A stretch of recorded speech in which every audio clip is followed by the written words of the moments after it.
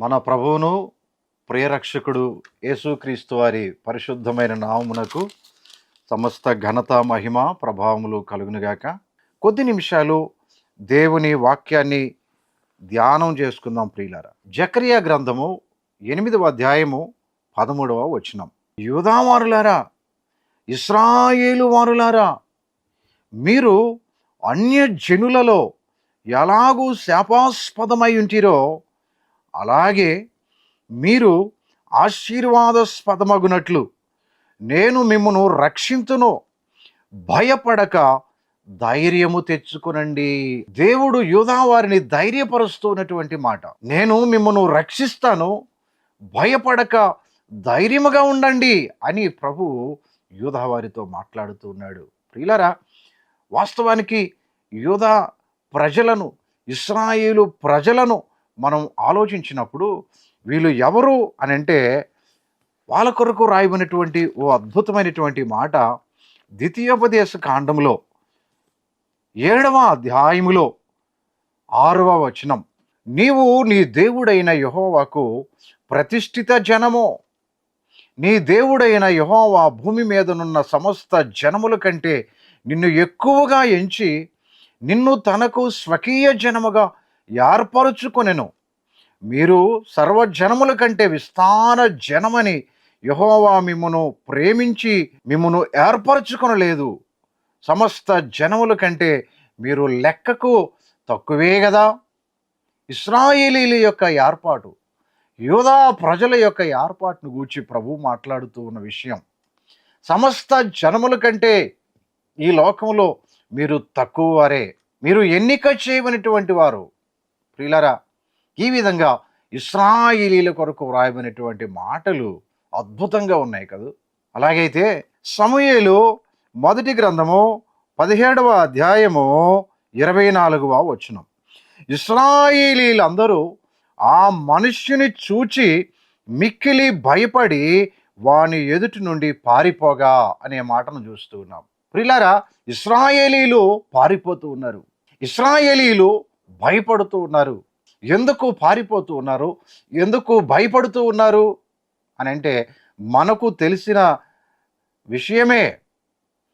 ఎదరగా ఫిలిష్తీయుడైనటువంటి గొల్యాతు ఉన్నాడు. ఆ మనుష్యును చూచి మిక్కిలి భయపడి అనే మాట. ఆ మనుష్యుడు ఎలా ఉన్నాడు? ఆయన ఎత్తు, ఆయన ఆకారము, ఆయన స్వరూపాన్ని చూసి ఇశ్రాయేలీలు భయపడిపోయి పారిపోతూ ఉన్నటువంటి వారిగా, అయ్యో మేము యుద్ధము చేయలేనటువంటి వారముగా ఉన్నాము, మేము ఓడిపోతాము అనే ఆలోచనలతో ఆ మనుష్యుని చూచి వాళ్ళు పారిపోతూ ఉన్నారు, భయపడుతూ ఉన్నారు. సమస్య చాలా పెద్దగా, తీవ్రమైనదిగా కనిపిస్తూ ఉంది కాబట్టి అయ్యో మా వలన కాదు అనుకున్నారు ప్రియులారా. కానీ ప్రభు అంటూ ఉన్నాడు, మన చూపులు విశ్వాసపు చూపులు కావాలి. మన చూపులు పిరికి చూపులు కాకూడదు. ఆ మనుష్యును చూచి, ఆ గొల్యాతును చూచి అనే మాట. ఈ దినాలలో చాలా సందర్భాలలో మన సమస్యల యొక్క తీవ్రతను చూసి మనం భయపడిపోతూ ఉన్నాం కదా. ప్రభు అంటూ ఉన్నాడు, మన చూపుల ద్వారా సమస్యను మనము జయించగలగాలి అంటూ ఉన్నాడు.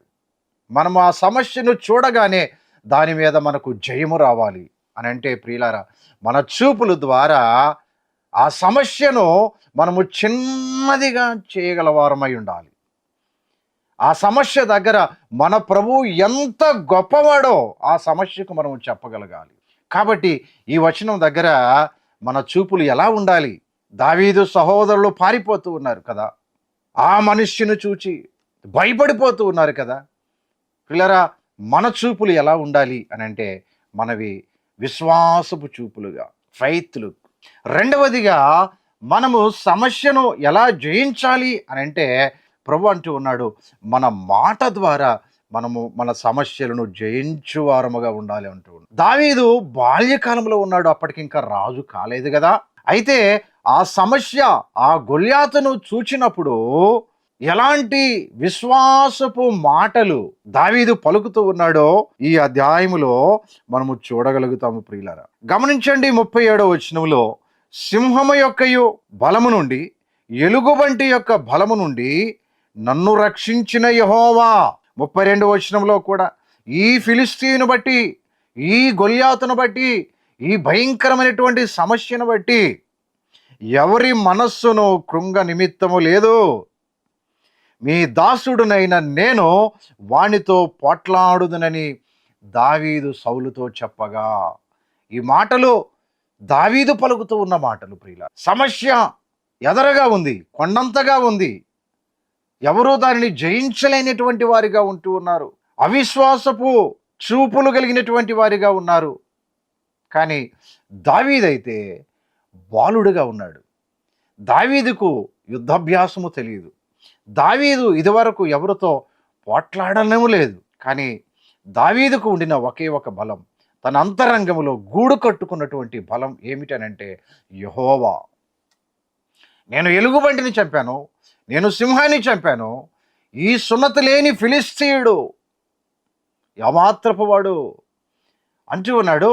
నేను తన తలను నరుకుతాను అనేటటువంటి మాట ఇక్కడ మనం చూస్తూ ఉన్నాం ప్రియులారా. కాబట్టి తన నోటి మాటలతో విశ్వాసము కలిగినటువంటి వాడిగా ఉంటూ ఉన్నాడు.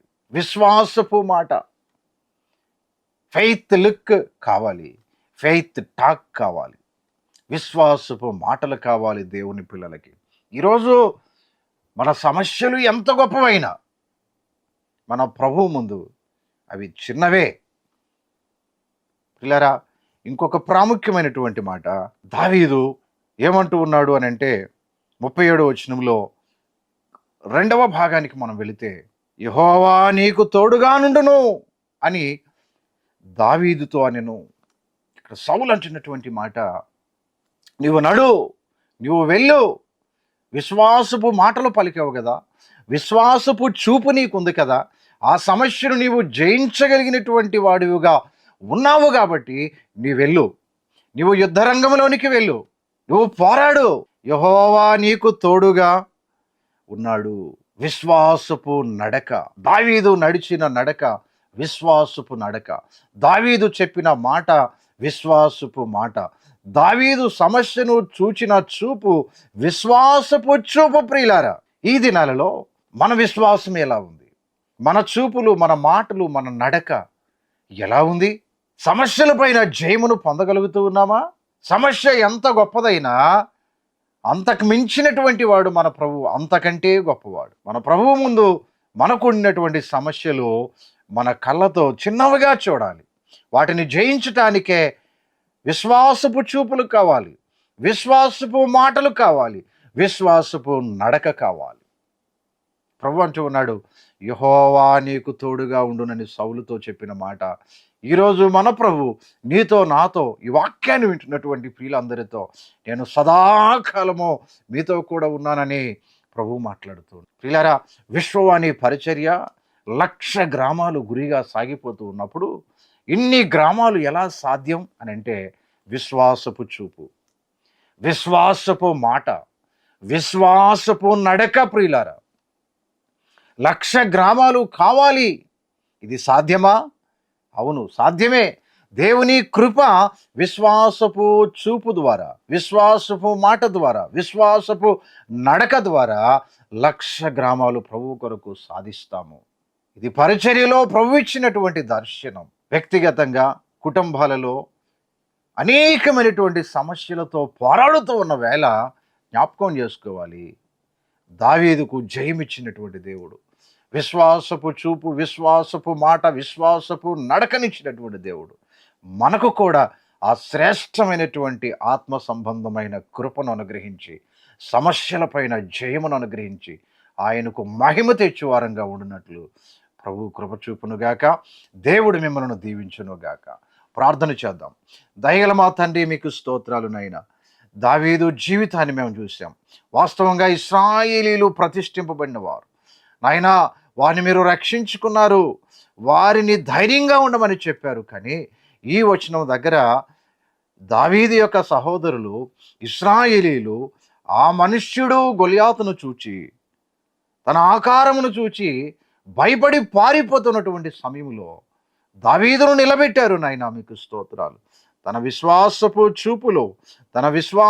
చూపులు ద్వారా సమస్య పైన జయం, తన విశ్వాసపు మాటల ద్వారా సమస్య పైన జయం, అప్పుడే తన విశ్వాసపు నడక ద్వారా సమస్య పైన జయమును పొందిన దావీదు ఈ దినాన మాతో మాట్లాడుతూ ఉన్న ప్రతి మాట కొరకే మీకు స్తోత్రాలు. ఆ విధంగా ఈ లోకంలో మేమన్ని పరిస్థితులలో జయమును పొందువారంగా మమ్మల్ని చేయమని దయగల మీ హస్తాలకు అప్పగించుకుంటూ మా ప్రభు అయిన యేసు క్రీస్తు వారి పరిశుద్ధ నామం పేరిట ప్రార్థించి వేడుకొనుచున్నాము తండ్రి, ఆమెన్. త్రియేక దేవుని కృపా కాపుదల సర్వలోక పరిశుద్ధులకును మనకును సదాకాలము తోడై ఉండును గాక. ఆమెన్.